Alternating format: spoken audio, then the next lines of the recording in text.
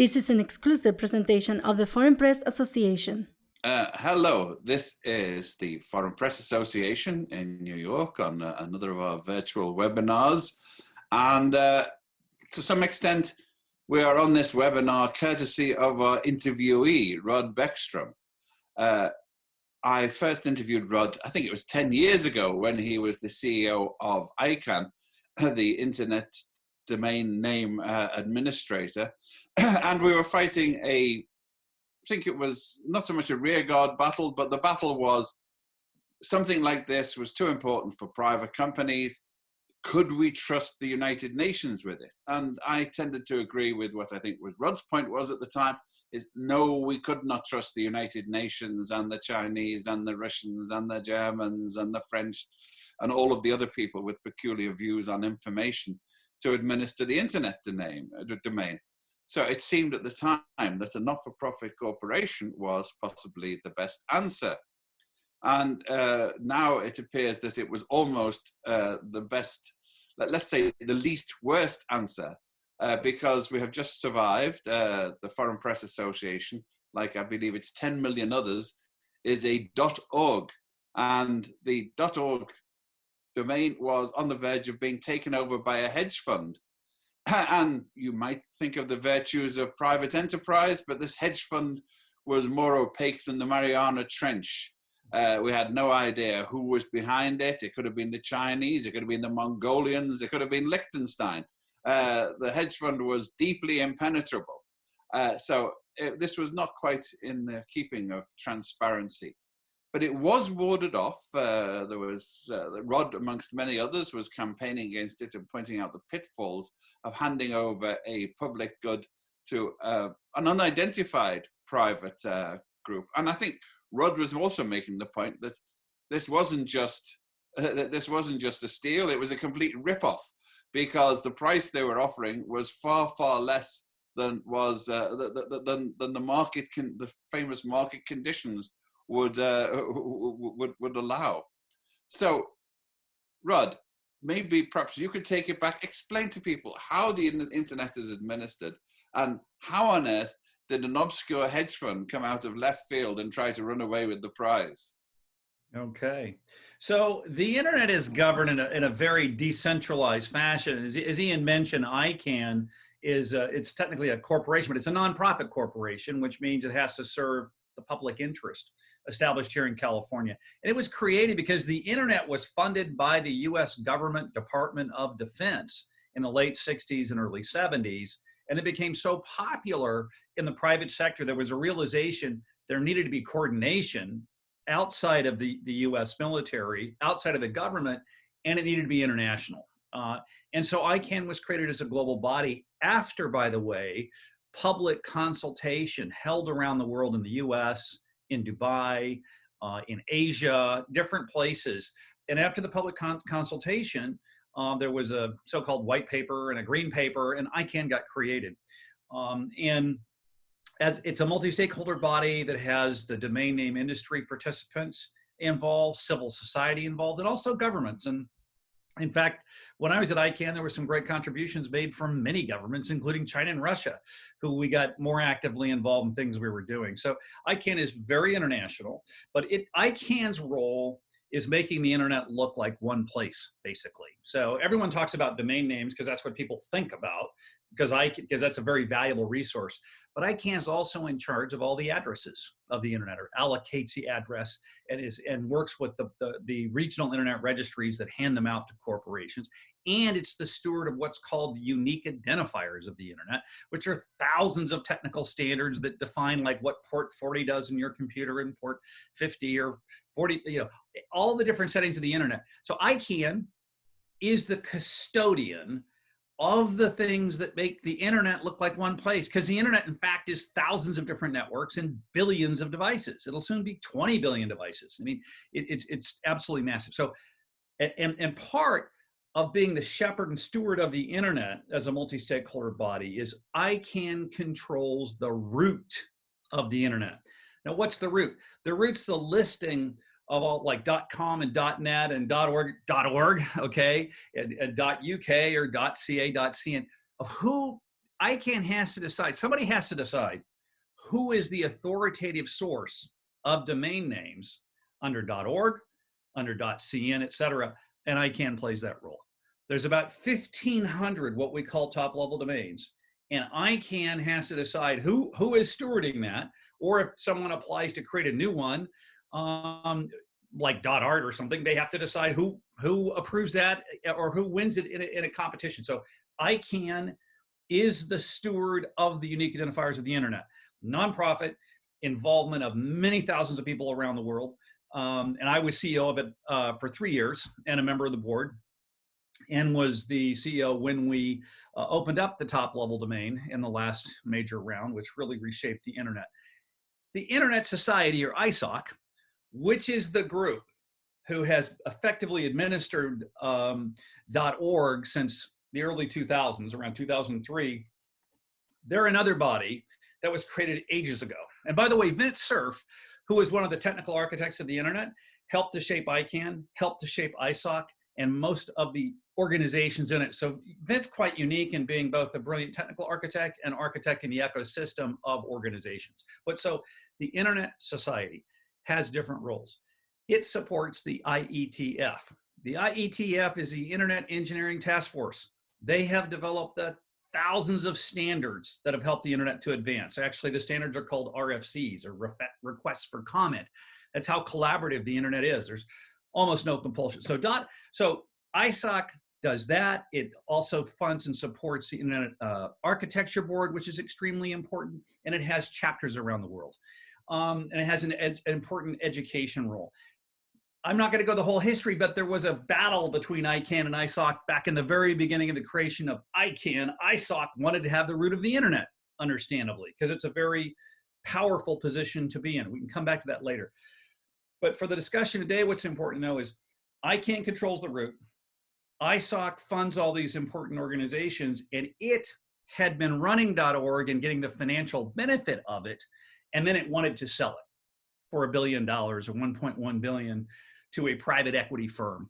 And the ICANN board just voted it down. Now, there's other players. The other really important player in the internet today is probably the World Wide Web Consortium, or we call it the WC3, founded by Sir Tim Berners-Lee. That has to do with the browsers, basically. So IETF is kind of internet technology architecture. ICANN is the root and the things that make it look like one place. And ISOC supports these different good causes and has a key role. And then they're linked together only through one super lightweight structure that I actually helped create back in 2011. So back in 2011, I realized, we have all these top internet organizations, but we never talk and deconflict. And we were constantly in dialogue and negotiation, and there's all the noisy public hearings and tens of thousands of emails. But I realized, hey, look, Sir Tim is running, the World Wide Web Consortium. I'm running ICANN. Someone else is running ISOC. Then there's ITF. There's IB. So I said, why don't we take all the top organizations and just meet informally once a year with no hierarchy, no decision making, and just exchange ideas. So that organization is called the iStar Group.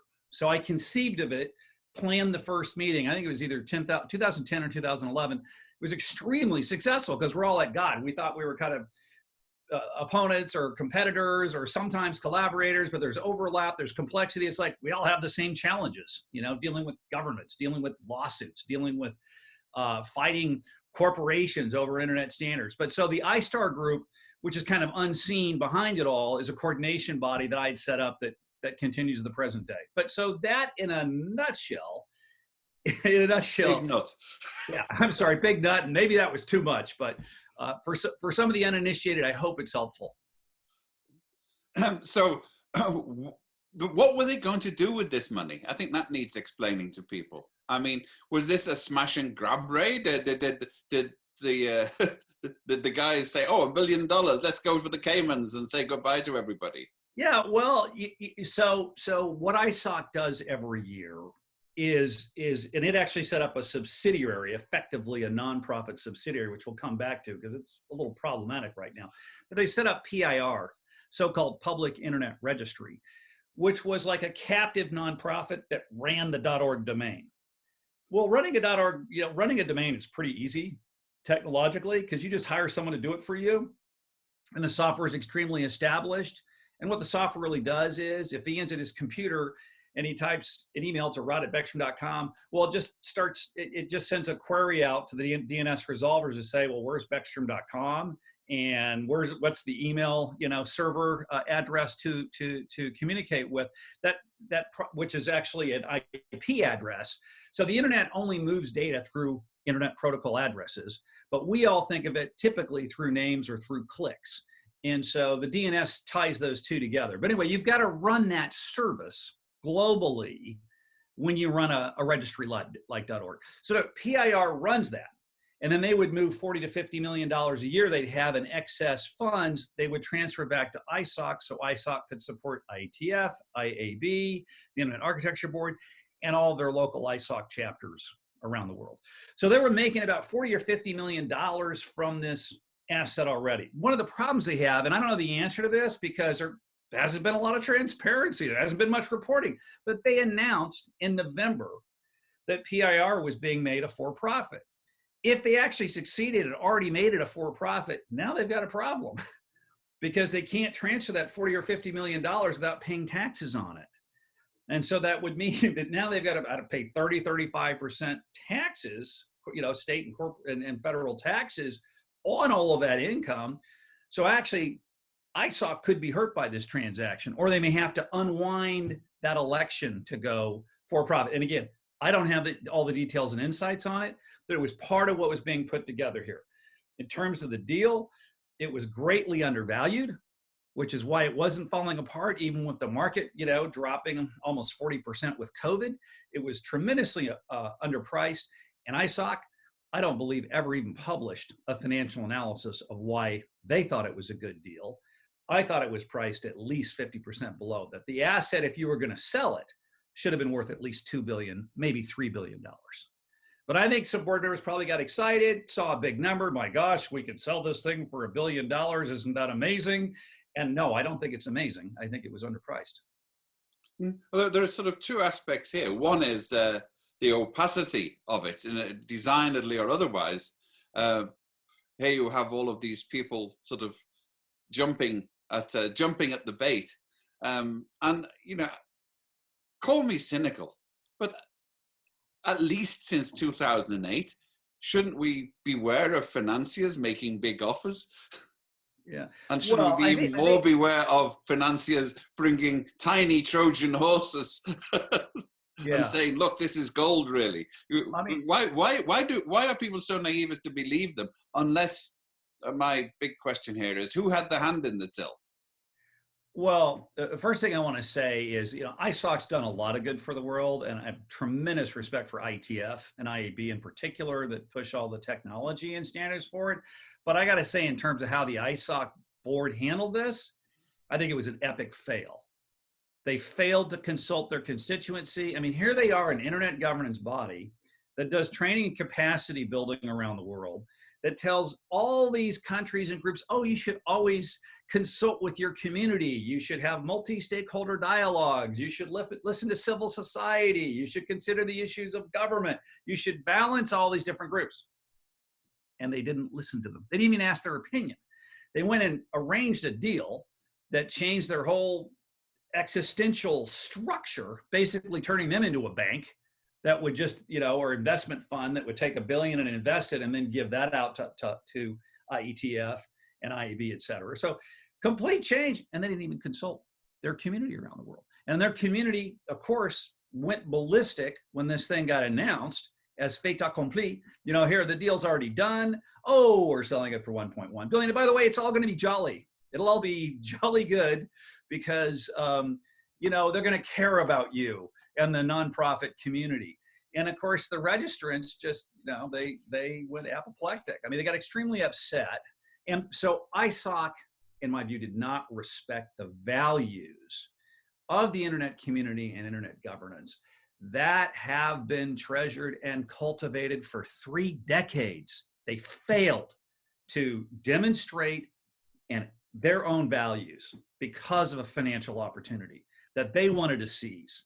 And the only theory I can come up with of why this was a backdoor, secretive, sprung on the world deal is because they were afraid they were going to face community opposition. So they wanted to put it all together and then drop it on ICANN's doorstep and say, okay, it's all put together. You have to approve this, and we're going to wag our finger and say, you, ICANN, have to stick to the narrowest definition of what you could do.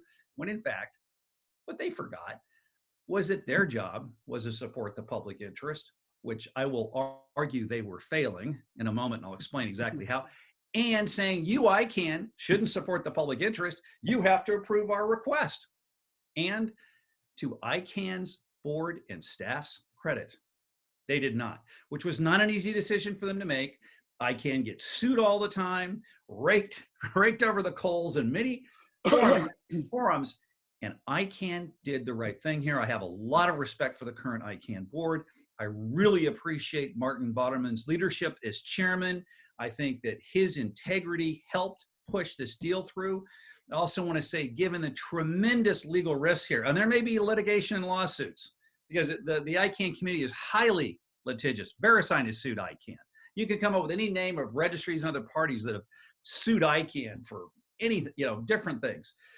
It was like, being CEO of ICANN is like playing whack-a-mole.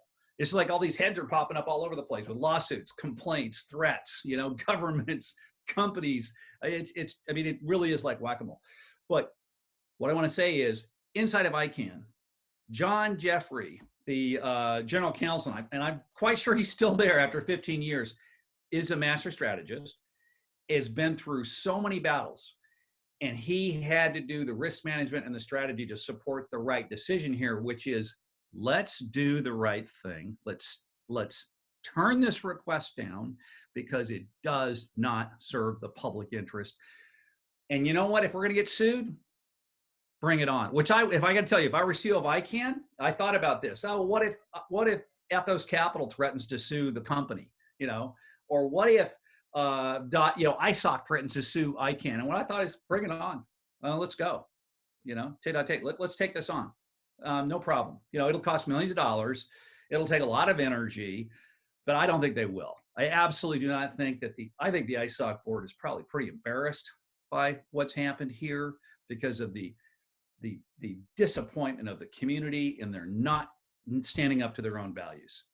And go ahead. One of the points, Frank Gomez from the Hispanic Foreign Policy Association has been following this, and he's asking, what can we do to increase public awareness of these vital issues and organizations? Well, we're doing it. We're having a press conference. But apart from that, it strikes me, I'm a child of the 60s as well, and a sort of laid back horizontal structure, loose, hippy-dippy like this, governed by occasional bursts of litigation. It's like what they described, I think 18th century British government was autocracy governed by mob, tempered by occasional outbursts of mob violence. So it's the litigation. The mob spoke up on this one. The mob of .org registrants around the world definitely got organized and communicated. They got their mobs and their pitchforks together. But the rest of the world didn't know about it. I mean, we've been tracking it for the last few weeks. But if you read, the key part for me is what used to be the front pages of the newspapers. It wasn't there. It was there in the, in the Internet aficionados pages. It was in the electronics pages. But this is a major public policy domain, not to mention a financial story. And it was going along in the small print. So it's a sort of deficit for the structure, that there isn't a formal structure. Sometimes, as we've seen, but could be worrying. Au contraire, I'm going to disagree with you. Please. It shows how well the system's working. People take the internet for granted. People take the unity of the internet for granted. And let me say it again here. I've said it a number of times publicly, and it's a very big deal. Internet unity should not be taken for granted. The root of the internet itself can be forked. Major nation states multiple times have tried to fork or explored forking the root of the internet. The most important work I did as CEO of ICANN was engaging all of the top nations of the world, even those that wanted to fork the root of the internet, in ICANN activities. And, in China, they actually called me the Kissinger of the internet because they felt I was the first Westerner to come and engage them and respect them and actually listen to them. And the Chinese were incredibly helpful and supportive of me. And, when I first took the job, here's a great crowdsourced story. I took the job of ICANN, and it's so complex. How do you describe what ICANN does? I tried to summarize at the beginning of this press, interview, and it takes time. But so I said, I need a tagline. So I went to Twitter. This is like second or third day of the job. And I said, I'm the new CEO of ICANN. How can we describe ICANN? I need a tagline. How do we describe ICANN in 10 words or less? Within 30 minutes, out of China, response comes from Rebecca McKinnon, an academic. And her response was, one world, one internet, everyone connected, which is what ICANN does. That became our tagline. When I grabbed the tagline, I took it. There were other candidates. And residuals on that? Yeah. Yeah. Well, actually, I did something for her. I think I gave $1,000 to support one of her nonprofit projects or something through ICANN because I was really appreciative. It's a fantastic tagline. And people said, you can't use that tagline. China will never accept one world, one internet. Don't they want to fork the root of the internet? And the next time I went to ICANN to China for a meeting, I had private meetings. The first big public meeting I went to, huge, like 60 foot tall and 150 foot wide. One world, one internet, everyone connected. And so the Chinese just they love that approach, and they want one world of trade and a very strong role in it. But back to the root of the internet.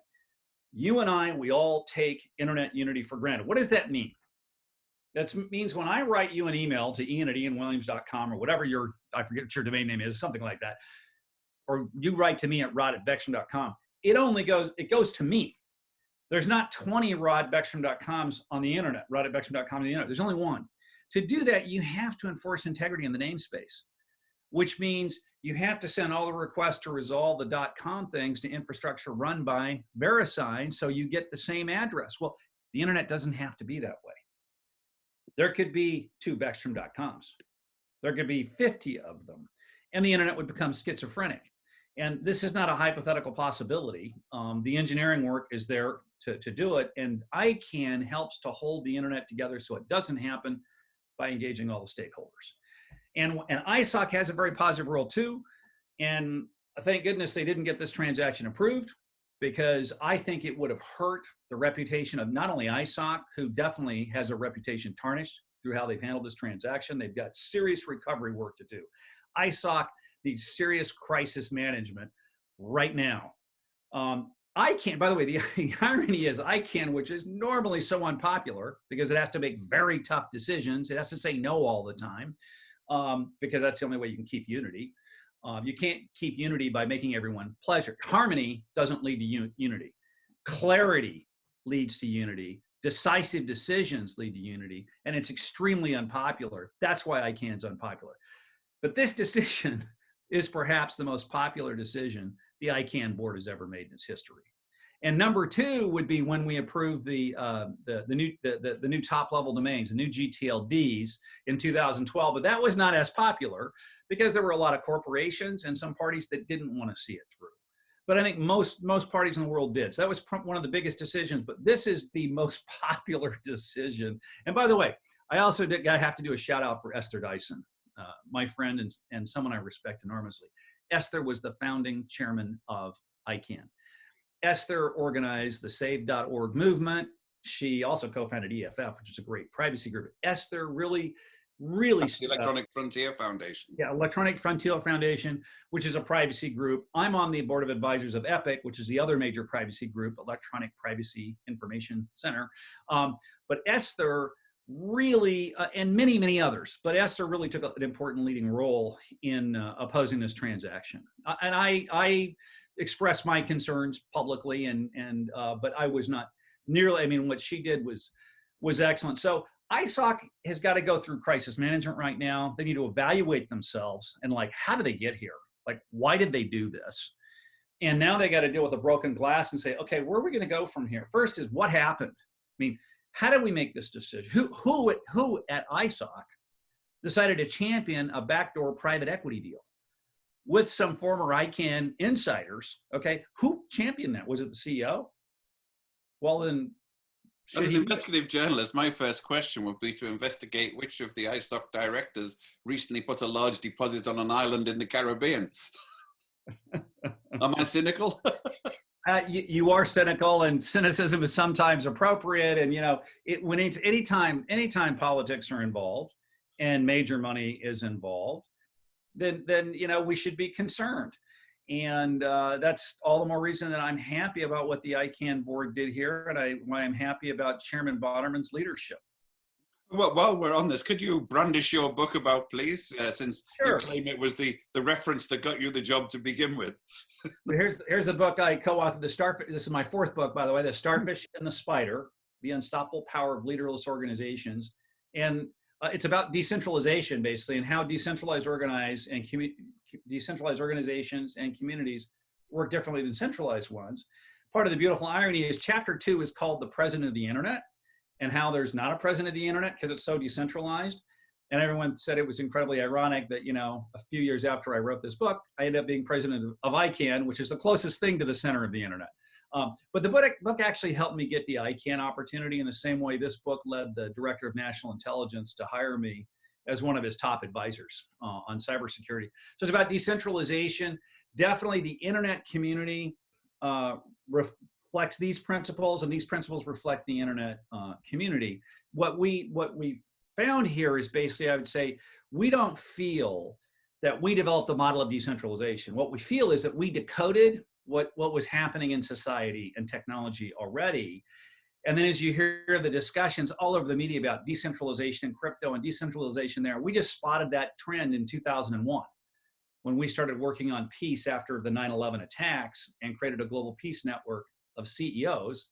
And I had the novel idea to model that CEO network on Al-Qaeda, unless we could find something better, because they were effectively the opponent that had this tremendous asymmetric power. And so what I said is, let's model them. And then what we found out is no one had a model of them. So we figured it out, and we wrote this book, The Starfish and the Spider. It's in 18 languages now, and you can one-click it on Amazon or wherever you want. This book actually changed my life because so many opportunities have come from it, including the great opportunity to lead ICANN. Just a piece of trivia. Didn't I hear that Al-Qaeda in Arabic was actually a reference to Isaac Asimov's foundation? So there's a lot of learning going on here. Really? In a lateral sort of way. I didn't know that. Yes, apparently he modeled it on the great foundation of the Galactic countering the Galactic Empire in Trento. I take it under advisement, but it sounds plausible to me. People with big visions, even evil visions. Yeah. Now, we're talking about one of the things you say here, the internet community here. Now, they actually really picked the wrong opponent, because the .orgs are the not-for-profits. And there's two things about the not-for-profits. One is they're not profitable, so they don't have a lot of money, so they really are resistant to any potential increases in domain fees, for example, and costs for setting up organization. And secondly is not-for-profits tend to be busybodies who are deeply concerned about public affairs. So they really did poke their fist into a hornet's nest here, didn't they? A very big one. Look, with 10 million .org domain names registered, they poked the wrong hornet's nest at a very big one. But I think they thought they could get away with it, and they could have. I mean, it could have happened, which I think would have been regrettable. And can I explain for a second why I believe that ISOC failed to consider the public benefit? First is they made no articulate arguments on why this was good for the public benefit. They just said, it's good, and they're going to care about you. It's all cheerful, without ever defining what the benefit was. They said, they're going to offer new products and services to you as registrants that we couldn't do because we didn't have enough money. And it's like, you have a $50 million a year excess. You don't have enough money, so they didn't, and they never identified the services. So, and by the way, if Ethos Capital had these great ideas for new services, well, isn't it wonderful that ISOC knows what those are now? So now they should be going and delivering them, or going out to their registrants and saying, if we only charge you $1 more a year or $2 more a year, we could go do this. So let's wait and see what happens. But let's come back to the public benefit argument.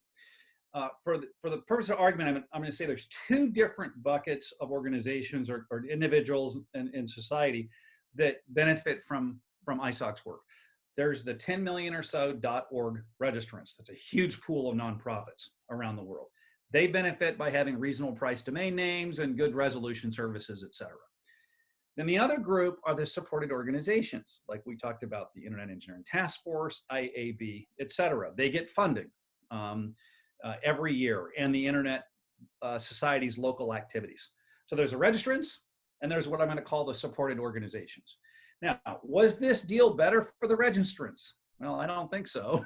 I mean, the commitment was, oh, we won't raise prices more than 10% for 8 years. Well, if you compound 10% for 8 years, the registration cost at the end would have been in the high $20. Okay, I think $27 or $28 per year, up from around $10 or $11 a year right now. So it's a lot of growth. So they were going to pay a lot more. There was no additional services announced. And then where were they going to sell it to? The reality is, with no price caps, they may have been able to sell that business for $5 billion in 8 or 10 years. And then what would that party do? They'd be looking to make money on their $5 billion investment. But so the registrants did not receive a benefit. There was no real benefit. So let's talk about the supported organizations. Was this better for them? Well, absolutely not, because they are supported by the economic engine called .org that contributed 40 or 50 million a year to ISOC. Well, if you take $1 billion and invest it long-term in the market, then they say you can maybe as an organization, maybe take out 5% a year. So you can take out $50 million a year. And then in markets like this, who knows how that's going to play out and happen. But there's no change, there's no improvement. Or on the other side, if ISOC itself said, oh, raising prices a bit is okay, well, then why don't they do it? Then why don't they have PIR just raise it to $13 over the next 3 or 5 years? The additional $3 on 10 million registrations is an extra $30 million a year. That's a lot more than they would get by selling this thing.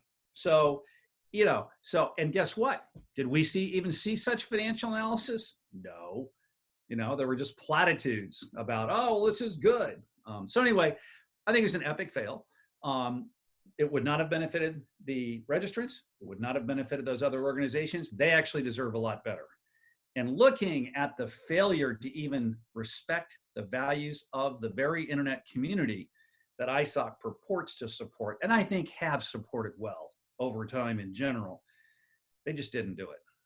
So it's really, I really respect the ICANN board on this one. Well, when we're looking at the famous internet here, of course, who was Ethos Capital? This was the opacity of it, and what is the potential here for you spoke highly about the Chinese in this aspect, but let us be kind about this. The Chinese and the Russians, and in fact some White House staff, are a bit sedulous in their concern for what goes out in terms of information flow. What was the potential? What is the potential of a deal like this for allowing religious or political hands on the internet, on the tiller, to start guiding it and twisting it, and so we get Allahu Akbar, or this is the best president in the history of the world, and China is the Middle Kingdom, and live with it. Yeah. I mean, what type of messages do we get in the end? You identified one of the two big concerns people had about not knowing who's behind the curtain. Who's the stealth party with the $1 billion for this deal. And that is, if it was a hostile foreign government, that is a government hostile to nonprofits, which exist out there. I'm not going to name them. You can name the ones you wish. But there's two things they could have potentially done. One is they could shut down registrations and simply say, we're not going to register you unless you explain what your nonprofit's doing. And then, oh, by the way, some might not get approved. So there could be censorship. Now, there'd probably be some protections in the ICANN contract against that, but that puts ICANN in a sticky role to try to, once a delegation of the top level domain's been done to a new organization, it's boy, what are you gonna do, shut them down? So there are some protections, so there's censorship risk. The second risk, and it's really a lot less risk because of how the internet's architected, but there was concern about, well, the parties are gonna use it to watch traffic and to see, who's moving who to what, et cetera, et cetera.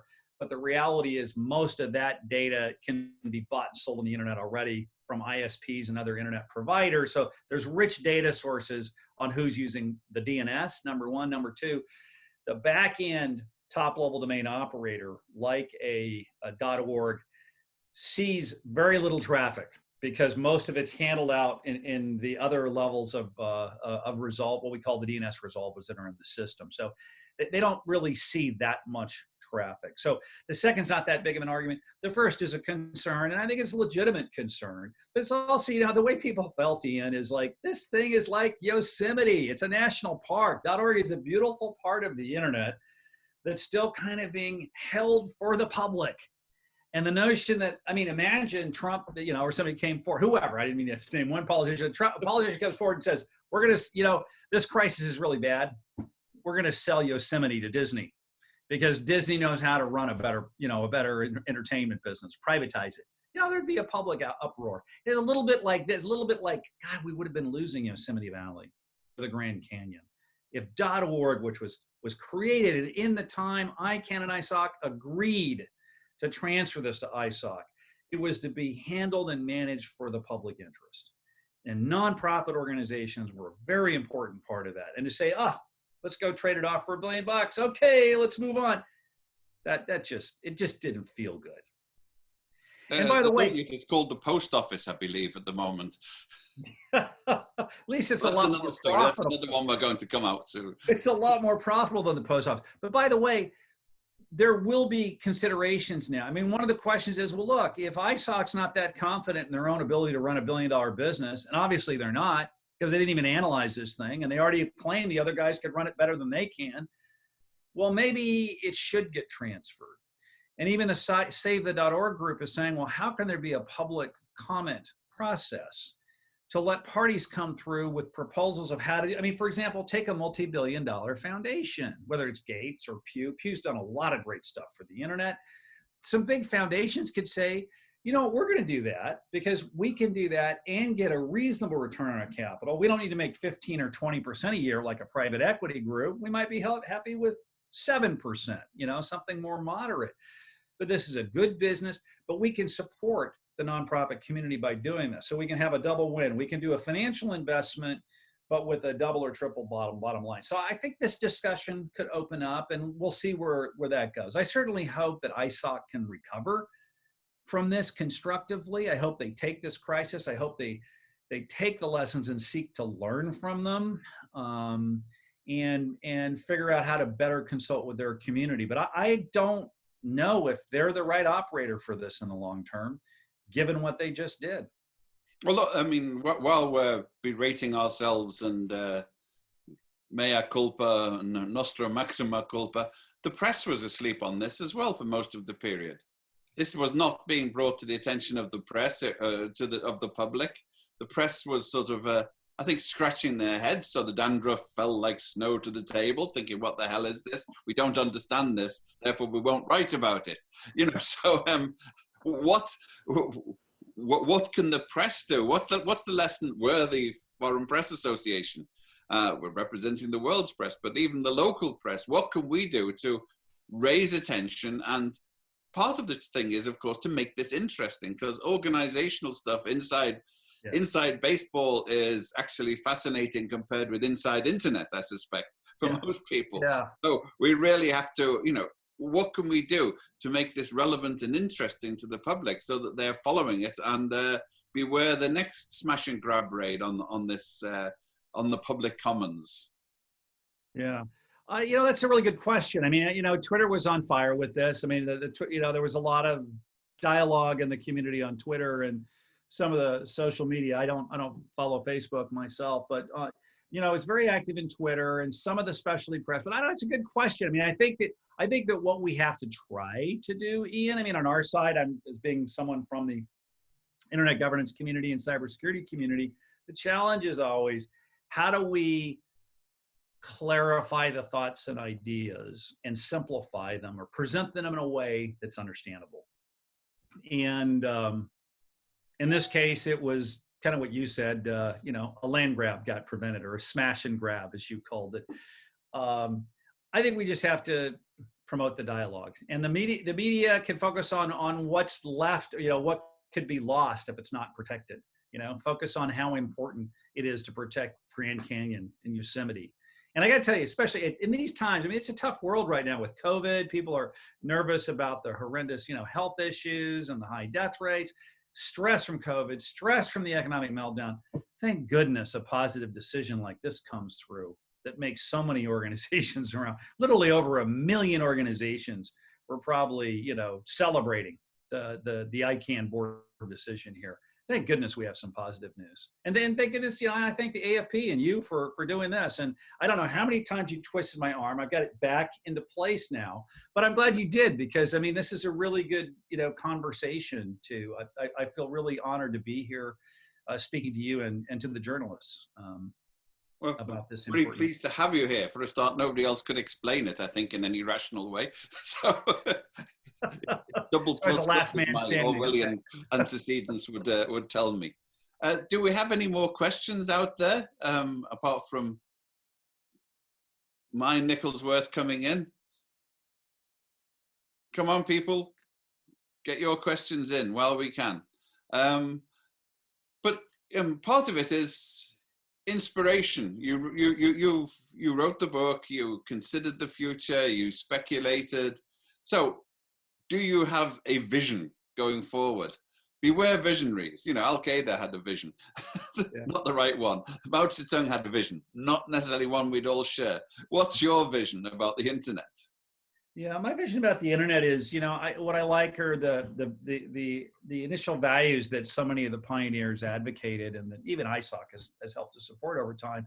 But that is an open system based on standards, based on collaboration and voluntary participation. I should make it clear, for example, most of the Ietf standards don't even ever get used because no one adopts them. And that's a good thing, because basically you have crowdsourced intelligence, you have a voting of people and companies using what they want to use. And it's that lightweight, non-compelling nature of the internet that's led to it winning over all other networks. There were other good network architectures out there, by the way. And the important question is why did the internet win? And the reason it won is that it was the most loosely coupled, the most decentralized, and because it was designed to foster collaboration, not security, by the way. And so, in fact, explicitly, there's a canard out there, and Bob Kahn helped to create it. Bob's one of the co-inventors of the internet were Bob Kahn and Vint Cerf, and I know both of them very well through this work. And I asked Bob once, where did this story come from? Or was it true that the internet was architected to resist a nuclear attack, and that's why DoD funded it? He said no, but it was just a convenient story. We came up, we said it was one of the benefits of the architecture, and DoD jumped on it, and so I would use it in the grant request because it just was an easy argument to make. But he goes, that's not why we made it. We created the internet because the hard disk cost like $1 or $5 million. It weighed a ton or two. They only stored like 5 megabytes, and there was only a handful in the world. And we computer scientists wanted to share that precious resource. So we designed the internet to be able to share hard disks and collaborate. So on our research, and so the whole thing about being designed for being nuclear resistant was just a result of the packet switching architecture of the internet. By the way, I should maybe explain real quickly the difference between a packet switch network and a dedicated line network. So the plain old telephone system, or POTS, had copper lines up to your telephone, and there was actually a consistent copper thread all the way from you to the party at the other end of the call on the other side of the world, going through different switches and operators. But it was dedicated. The only communication on that thread of copper was your phone call that went, bidirectionally. The internet breaks information into packets, and then these packets flood across these networks and end up in the right devices communicating, delivering the information where they need to be, and they get reassembled. So your voice, for example, doesn't have it, this conversation isn't a dedicated line. I'm speaking, and my computer's breaking that down into packets, and those packets are getting fired through the internet, going to you and everyone else who's listening to this, and they're reassembled at their end, but they're sharing common resources. That's much more economic. that's much more resilient. So it's the techno, and it's decentralized, right? Because you don't have a lockdown network between, you know, end-to-end points. So it's the architecture of the internet coupled with the values of open systems, sharing, collaboration, opt-in capability led to its power. And the greatest challenge we have, which is the other part of my day job, is cybersecurity. Because the internet was designed to be open and for collaboration, and anyone can join when they want by plugging in a device, it absolutely was not designed for security. Now we're trying to backfit and add security on top of something that was never designed for security. And we have hackers all over the world, whether they're nation state hackers or criminal hackers or whoever, or Zoom bombing kids that are bored in their lectures, are trying to figure out how to take advantage of this anonymous packet switching network to accomplish their own means. And that's a longer conversation and maybe a different interview. I was just thinking about your Department of Defense, the sort of retrospective justification for dipping government money, because the science fiction writer Robert Heinlein was one of the people who was the originators of the Star Wars military system. Yep. And his justification and that of his colleagues was, this is the only way we're going to get the US government to finance a space operation, is to persuade them that it's there for war. So they spent a lot of time on the high frontier, the smart pebbles, all the rest of it. It wasn't because they were especially interested in that, but it was the only way to get spaceships up there. Yeah, absolutely. Is to persuade the US government that they could use it to guide bombs. And it strikes me, you know, once again, it's creative politics on the part of the founders of the internet. Absolutely. Grok that. Didn't Heinlein come up with Grok? Wasn't that his term? Grok that? As well, yes, he definitely grokked it. He was an interesting character, but once again, not somebody whose visions I necessarily share. Although so my vision for the internet is actually that we try to keep this open internet governance system going. This decision helps to do that because I think it legitimizes ICANN's important role. It chastises ISOC, and they're going to have to go back and get better at kind of eating their own stew and their own lessons and sermons. And so we keep this thing multi-stakeholder.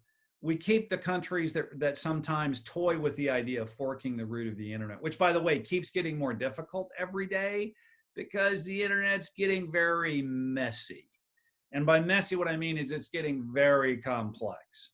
And the clean, simple way the domain name system was architected to work has been tweaked in thousands of ways. And I'll give you one simple example that humans can relate to is at the top of your browser, you can type a URL like, you know, Beckstrom.com or Google.com in that top URL. The internet specifications say that that area is only supposed to be used for domain names. That's what the Ietf standards say. And that helps maintain integrity in the system. And if you're going to do a search or query, that's supposed to be down in the browser, like in a search bar in the middle of your page. Well, all the browser manufacturers now, because human beings use the system differently, and they couldn't figure out the difference between a domain name and saying, how do I get a recipe for chocolate cookies, you know, chocolate chip cookies? The URL where you put the URL in has become a search bar, and everyone supports that. Well, that messes the DNS up because that's the first level that you're interacting with the DNS, and there's a standard. Well, that one's been compromised, and what I'm going to tell you is there's like 1,000 other compromises that have been done. And so it would have been a lot easier to fork the internet 10 years ago or 15 years ago than today. Today it would start becoming very messy, which, by the way, to give you an idea, if the root of the internet got forked, Rod Beckstrom's prediction, and I am an economist by training. I'm a technologist, but I studied economics. I've just been doing computer science since I was 17. But the cost to the world, if you fork the root of the internet, over the next 20 years, I forecast would be at least between $300 billion and $3 trillion in unnecessary economic cost, created by the confusion, created by all the patches, all the software that have to get created to figure out when I'm in Hawaii to make sure my request is going the right direction so it gets to the real DNS address I want it to instead of going to the wrong one somewhere else. But it would be tremendously, tremendously costly. And by the way, but the world doesn't think about this, you know, until it happens. I mean, there's, you know, geeks like me and others in the middle of the internet governance and internet technology that think about this. not a lot of others. But so I hope we keep the internet unified, one world, one internet, everyone connected. I hope we make it safer. And I hope that we keep incorporating governments, but that we let the private sector and actually the whole multi-stakeholder community continue to coordinate where we're going. Because the internet's happening. I mean, the massive bandwidth's going to be here. And the question is who's in charge? And I think the reality is we don't want anyone in charge. We want it to be a collaborative effort. If you remember in Alice in Wonderland, the question is who's to be master? But we have a question coming in from email, which is it crystallizes the thought that was in my head about to what extent have we created a model with the internet, this flat, decentralized, open structure for the rest of society, for other models, for international legislation, instead of our traditional hierarchical bodies, straight up and down votes. And there's an example. The New Scientist has recently had a correspondence because somebody pointed out that if an architect designs, say, a campus or a playground and lays out the paths are almost invariably ignored and people go their own sweet way. Yeah. So an architect suggested what you do is you grass the field over and then watch where people walk. Sure. And then build the paths afterwards. And this strikes me as a completely apt metaphor for what you're doing.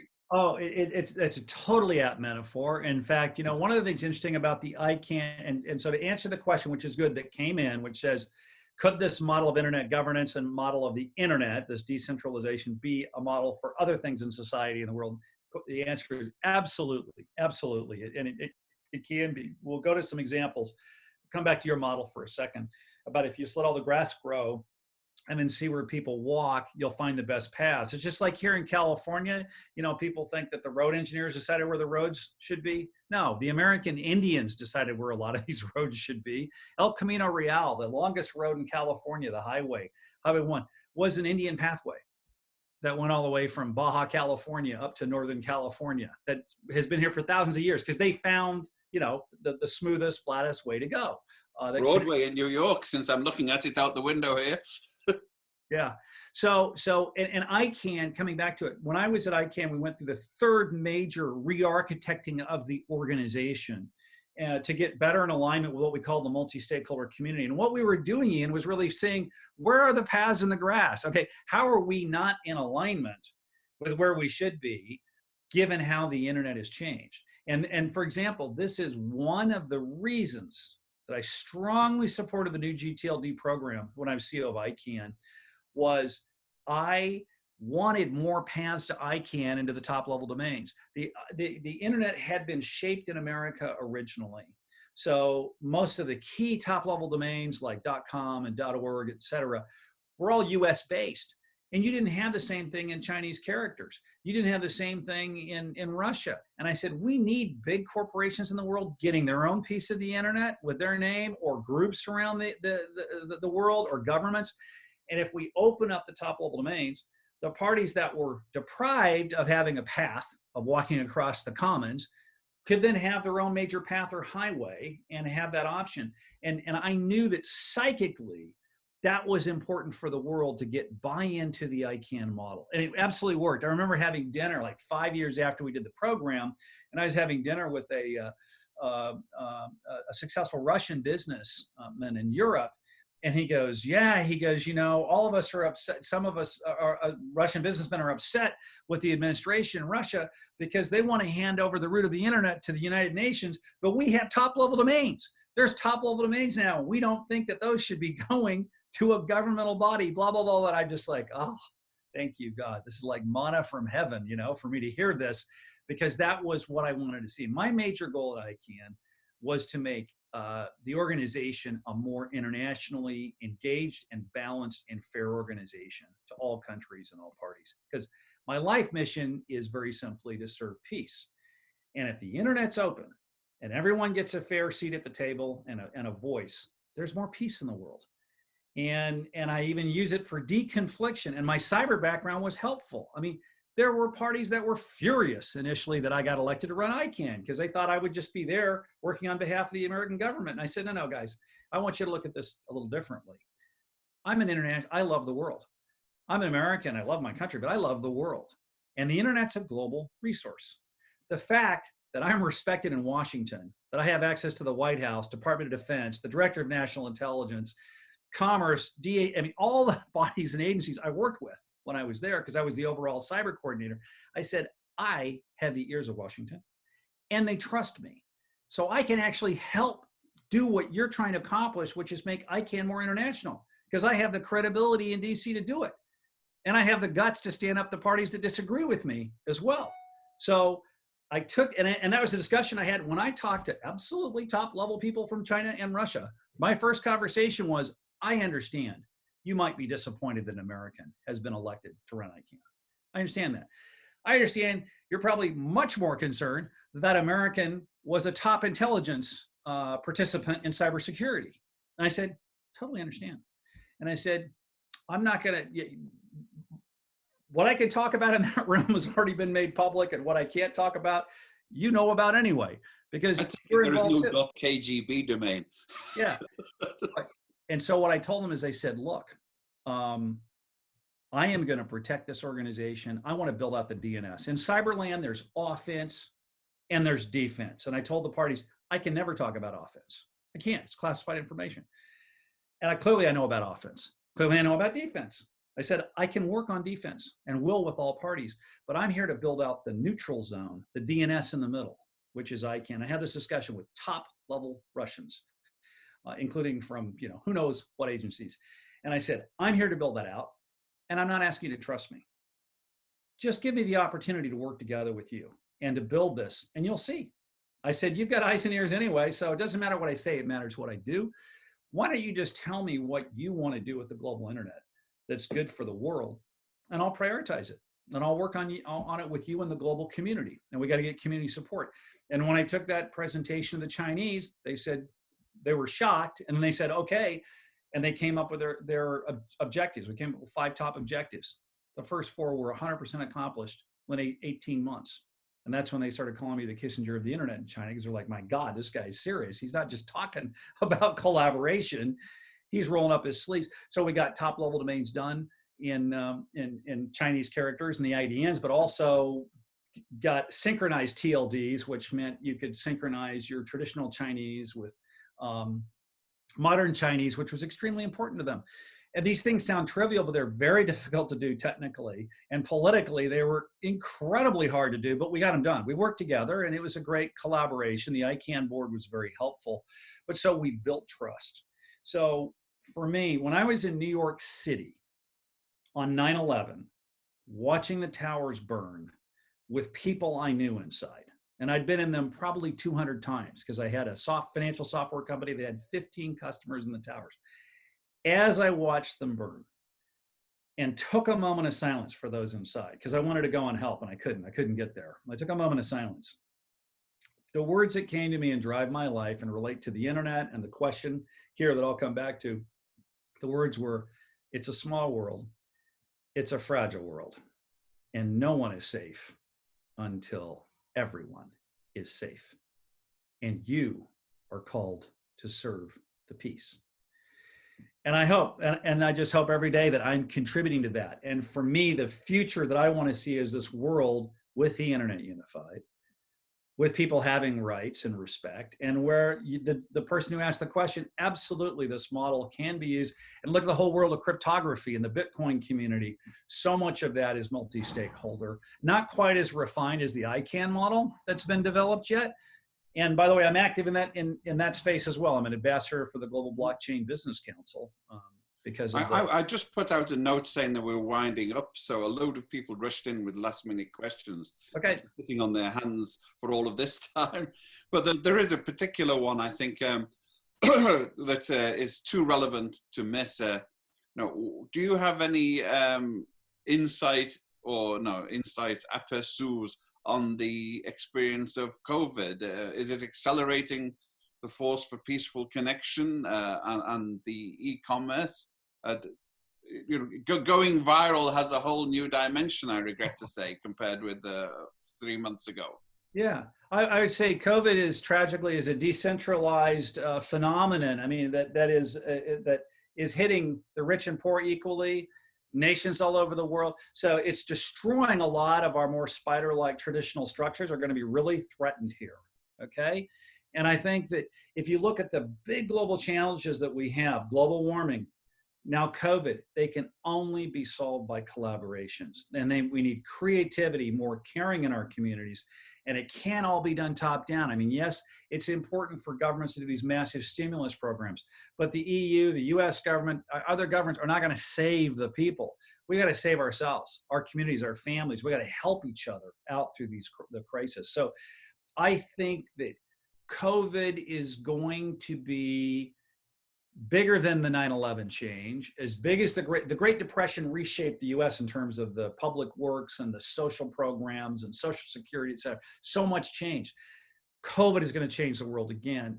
And I hope we do it supporting decentralized structures more that can be responsive to community. And we're in a better position to do the decentralized actions because we have the internet that can connect us like it does right now. We're connected in one conversation. We're all over the world.